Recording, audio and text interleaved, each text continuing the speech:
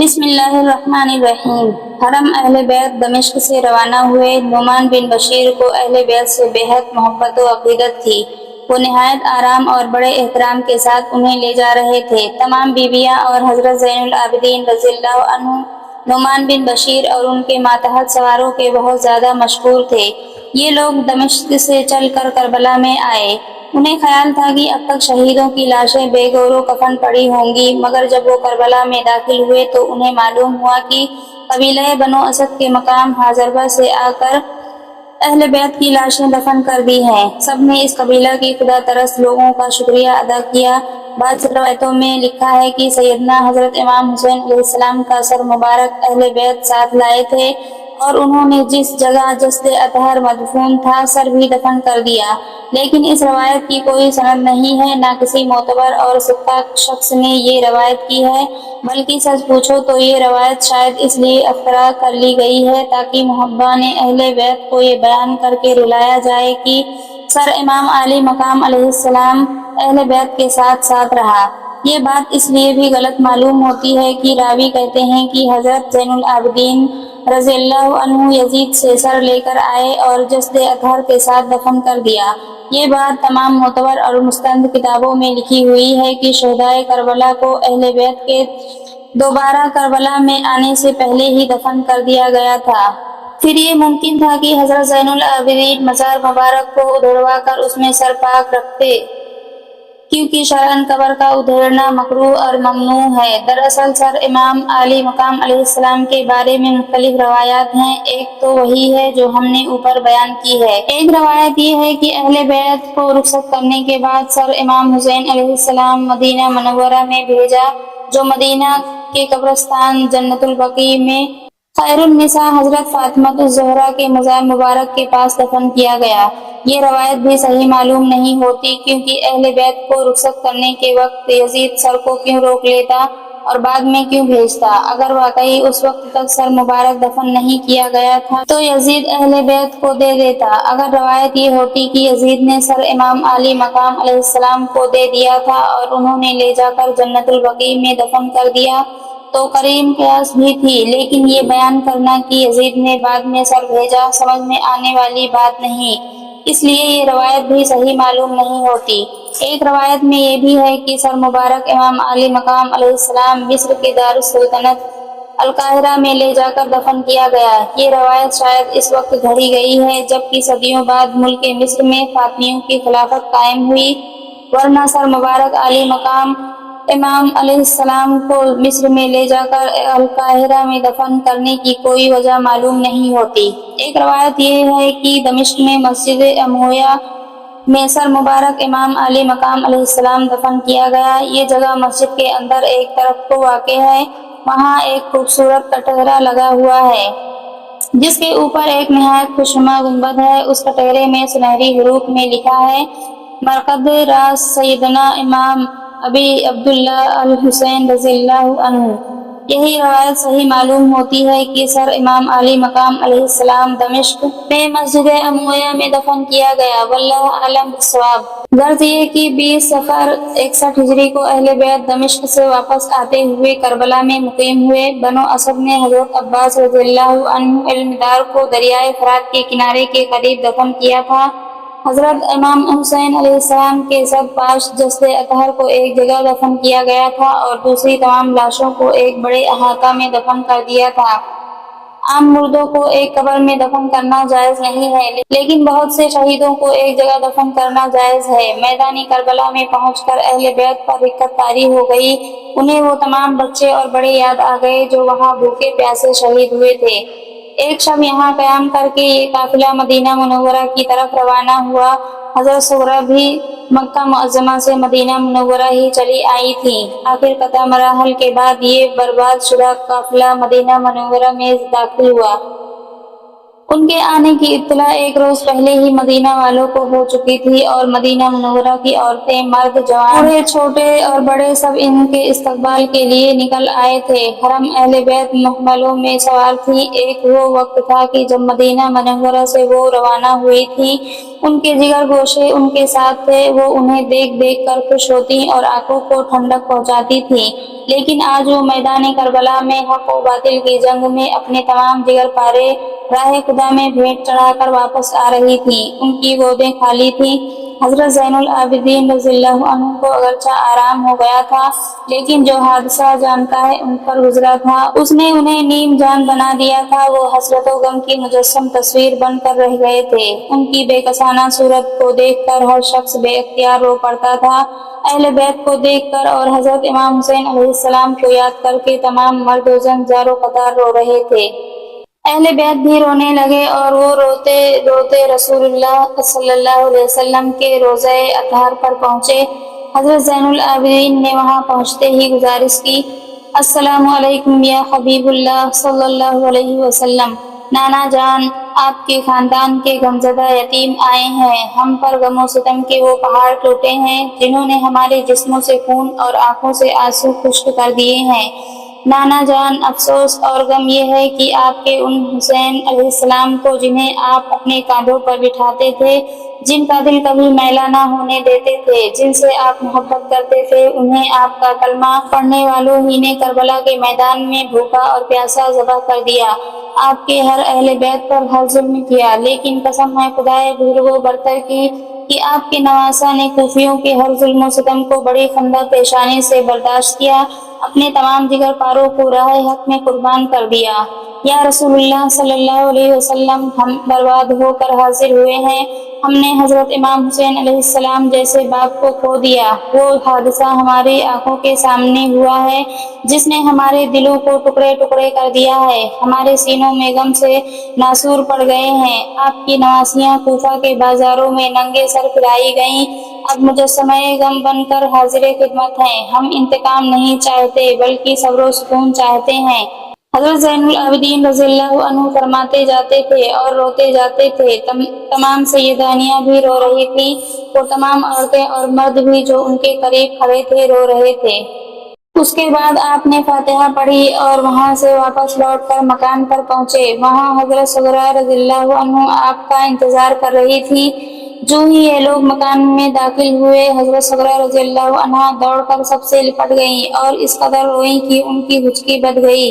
تمام عورتیں بھی رونے لگیں۔ حضرت صغرا رضی اللہ عنہ نے حضرت زینب رضی اللہ عنہا سے کہا، آپ میرے باپ اور بھائیوں کو اپنے ساتھ لے گئی تھیں، انہیں کہاں چھوڑ آئیں؟ حضرت زینب رضی اللہ عنہا نے سسکیاں لیتے ہوئے کہا، میدان کربلا میں راہ خدا پر قربان کر آئی۔ حضرت صغرا رضی اللہ تعالیٰ عنہ، بابا جان تو کہہ گئے تھے کہ مجھے اپنے پاس بلا لیں گے۔ حضرت زینب رضی اللہ عنہا نے کہا، وہ اس لیے نہ بلا سکے کہ خدا نے انہیں اپنے پاس بلا لیا۔ میری بچی، ہم نے صبر کیا ہے، تو بھی صبر کر۔ غرض یہ کہ سب غمزدوں نے حضرت صغرا رضی اللہ تعالیٰ عنہ کو تسلی دی اور خدا خدا کر کے ان کی طبیعت کو سکون ہوا۔ شہدائے کربلا کا خون رائیگاں جانے والا نہ تھا، اگرچہ حضرت زین العابدین رضی اللہ عنہ اور حرم اہل بیت کے دل دکھے ہوئے تھے، لیکن انہوں نے بدبخت و شقی قلب کوفیوں کے لیے بد دعا نہ کی تھی، مگر خداوند عالم ان سفاکوں سے ناخوش ہو گیا اور ان پر اپنا قہر نازل کرنے والا تھا۔ یزید کی حکومت مکہ معظمہ سے ختم ہو چکی تھی۔ حضرت امام حسین علیہ السلام کی شہادت سے یزید سے ناراض ہو گئے، بلکہ اس کی حکومت سے بھی بیزاری کا اعلان کر دیا۔ یزید نے ولید بن عتبہ کو مدینہ منورہ کی گورنری سے معزول کر کے اپنے چچا زاد بھائی عثمان بن محمد بن ابو سفیان کو مدینہ منورہ کا گورنر مقرر کر کے بھیجا۔ عثمان یزید کے پاس سے آیا تھا۔ یزید شراب خور تھا، عثمان بھی میں نوشی کرتا تھا۔ اہل مدینہ نے عثمان کو قید کر دیا اور قریش نے عبداللہ بن مطیع کو اور انصار نے عبداللہ بن حنظلہ کو اپنا سردار مقرر کر لیا۔ ان دونوں سرداروں نے حضرت زین العابدین رضی اللہ عنہ سے استدعا کی کہ وہ منصب خلافت قبول کر لیں، مگر حضرت زین العابدین رضی اللہ عنہ نے انکار کر دیا۔ پھر مدینہ منورہ کے تمام انصار اور قریش جمع ہو کر حضرت زین العابدین رضی اللہ عنہ کی خدمت میں حاضر ہوئے اور ان کے ہاتھ پر بیعت خلافت کرنے کے لیے اصرار کرنے لگے۔ آپ نے نہایت سختی سے انکار کرتے ہوئے کہا، بخدا میرے بزرگوار حضرت امام حسن علیہ السلام نے سچ فرمایا ہے کہ ہمارے خاندان میں نبوت اور خلافت جمع نہیں ہو سکتے۔ میرے دادا حضرت علی مرتضیٰ کرم اللہ وجہہ اور میرے باپ حضرت امام حسین علیہ السلام نے خلافت حاصل کرنے کی کوشش کی، دونوں ناکام رہے اور دونوں کو شہید کر دیا گیا۔ میں ایسے خطرناک کام کی ہرگز جرأت نہ کروں گا، ورنہ میرا انجام بھی وہی ہوگا جو ان کا ہوا۔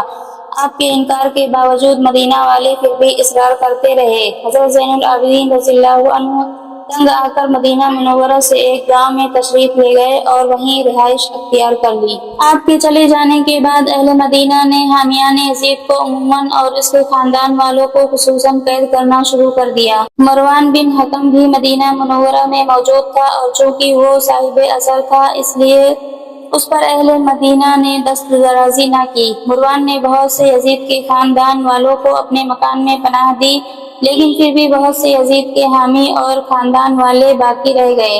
انہوں نے حضرت زین العابدین رضی اللہ تعالیٰ عنہ کی خدمت میں درخواست بھیجی کہ باغیوں نے ہمیں تنگ کر رکھا ہے کیونکہ ہم یزید کے خاندان سے تعلق رکھتے ہیں۔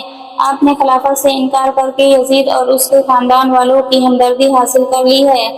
ہم آپ سے یہ مدد چاہتے ہیں کہ ہم اپنے اہل و عیال اور مال و اسباب آپ کے پاس بھیج دیں اور آپ ان کی حفاظت اپنے ذمہ لے لیں۔ حضرت زین العابدین رضی اللہ عنہ نے وعدہ کر لیا، چنانچہ ان لوگوں نے اپنی تمام قیمتی چیزیں اور اپنے اہل و عیال کو ان کی خدمت میں بھیج دیا۔ حضرت امام زین العابدین رضی اللہ تعالیٰ عنہ نے مدینہ منورہ کے تمام حالات لکھ کر یزید کو بھیجے، ساتھ ہی یہ بھی لکھا کہ مجھ سے جو کچھ بھی مدد اور حمایت تمہارے خاندان والوں اور تمہارے حامیوں کی ممکن ہے کر رہا ہوں۔ یزید نے ان کا شکریہ ادا کیا اور مسلم بن عقبہ کو مدینہ منورہ کی گورنری پر مامور کر کے بھیجا۔ 12,000 سوار اس کے ساتھ کیے اور درج ذیل ہدایت کی۔ اول مدینہ والوں کو اطاعت کی ترغیب دینا، اگر وہ اطاعت کر لیں اور بغاوت سے باز آ جائیں تو ان سے کوئی تعارض نہ کرنا، اور اگر وہ آمادہ بجنگ ہو تو انہیں 3 دن کی مہلت دینا۔ اگر اس عرصہ میں وہ اطاعت نہ کریں یا مدینہ منورہ سے نہ نکل جائیں تو پھر ان پر حملہ کر دینا اور سپاہیوں کو قتل عام اور لوٹ مار کا حکم دے دینا۔ خبردار، حضرت زین العابدین رضی اللہ تعالیٰ عنہ سے کسی قسم کا تعارض نہ کرنا، بلکہ جو ان کی خواہش ہو پوری کرنا۔ مسلم بن عتبہ نے مدینہ منورہ میں پہنچ کر اہل مدینہ کو اطاعت کی ترغیب دی اور ان کے انکار پر انہیں 3 دن کی مہلت اور اطاعت کے لیے دی، لیکن مدینہ والوں نے پھر بھی اطاعت نہ کی۔ مسلم نے حملہ کر دیا اور مدینہ فتح کر کے 3 روز تک قتل عام اور لوٹ مار کا بازار گرم رکھا۔ یہ واقعہ 27 ذی الحجہ 63 ہجری کا ہے۔ جب مدینہ منورہ پر قبضہ ہو گیا اور اہل مدینہ نے اطاعت قبول کر لی تو مسلم کے پاس یزید کا حکم پہنچا کہ اب مکہ معظمہ پر یورش کرو۔ مسلم فوج لے کر مکہ معظمہ پر حملہ آور ہوا اور 26 محرم 64 ہجری کو مکہ معظمہ کا محاصرہ کر کے سنگ باری شروع کر دی۔ اس کی سنگ باری سے حرم کعبہ کو بڑا نقصان پہنچا۔ ابھی یہ حملہ جاری ہی تھا کہ یزید جو ملک شام کے مقام حوران میں تھا بیمار ہو گیا، باوجود علاج کے وہ صحت مند نہ ہوا۔ غضب خداوندی نے اسے فرصت نہ دی اور وہ 14 ربیع الاول 64 ہجری کو فوت ہو گیا۔ اس نے عین عالم شباب میں وفات پائی۔ اس وقت اس کی عمر صرف 38 سال کی تھی۔ اس نے 3 سال 7 مہینے اور 22 دن خلافت کی۔ اس کے 3 بیٹے معاویہ، خالد اور عبداللہ تھے۔ معاویہ سب سے بڑا ہونے کی وجہ سے ولی عہد تھا۔ جب یزید فوت ہوا تو معاویہ کی عمر 21 سال کی تھی۔ وہ نہایت صالح، نیک اور پرہیزگار تھا۔ درباریوں نے جب اسے تخت نشین ہونے کو کہا تو اس نے معذوری ظاہر کی، مگر جب اہل شام نے زیادہ اصرار کیا تو مجبور ہو کر وہ تخت نشین ہوا اور لوگوں سے بیعت لی، لیکن حکومت و تخت پا کر اسے خوشی نہ ہوئی۔ اسے یہ بات ہر وقت کھٹکتی رہتی تھی کہ اس نقل سلطنت کو خاندان سادات کے خون سے سیراب کیا گیا ہے۔ چنانچہ ایک روز اس نے دربار عام کیا اور جامعہ قوم اور اکابر ملت جمع ہو گئے تو اس نے کہا، اے لوگو، میں حکومت و سلطنت کرنے سے معذور ہوں۔ ڈرتا ہوں کہ مجھ سے بھی کوئی ایسی سرزد نہ ہو جائے جس سے عقبہ میں روسیاہی نصیب ہو، اس لیے تم خلافت کے لیے حضرت ابوبکر اور حضرت عمر فاروق جیسا شخص ڈھونڈ لو۔ میں اس تخت پر نہیں بیٹھنا چاہتا جس کے لیے حضرت امام حسین علیہ السلام کا خون بہایا گیا ہے۔ یہ تقریر کر کے وہ محل سرا کے اندر داخل ہو گیا اور باوجود عمرہ روسا نیز اراکین سلطنت کے اصرار کرنے کے بھی باہر نہ آیا، یہاں تک کہ 40 دن کے اندر ہی اندر اس نے وفات پائی۔ معاویہ بن یزید کی وفات پر سلطنت و خلافت یزید کے خاندان سے نکل گئی، جس حکومت کے لیے یزید نے حضرت امام حسین علیہ السلام جیسے سفاہ، بھولے، پاک باز اور فرشتہ سیرت کا خون بہایا، وہ سلطنت اس کے خاندان میں چند سال بھی نہ رہی اور اس کے جنت سے دعوے دار پیدا ہو گئے۔ دمشق میں ضحاک بن قیس، بصرہ میں عبید اللہ بن زیاد، مکہ میں عبداللہ بن زبیر، ملک شام میں مروان بن حکم وغیرہ وغیرہ اپنی اپنی خلافتوں کے لیے کوشش کرنے لگے، لیکن مروان ان سب میں چالاک آدمی تھا، وہ کامیاب ہو گیا۔ اس نے دمشق میں تخت نشین ہو کر یزید کی بیوی ام ہاشم سے نکاح کر لیا۔ ہم نے اس باب میں تاریخ ابن خلدون اور تاریخ ابن اثیر کے اقتباسات پیش کیے ہیں، وہ بھی اس لیے کہ قارئین کرام کو معلوم ہو جائے کہ جس سلطنت کے لیے یزید نے رسول اللہ صلی اللہ علیہ وسلم کے خاندان کو تباہ کیا، وہ سلطنت اس کے خاندان میں باقی نہ رہی۔ سامعین حضرات، ویڈیو پسند آئے تو لائک کریں اور چینل کو بھی سبسکرائب کر لیں، شیئر ضرور کریں، شکریہ۔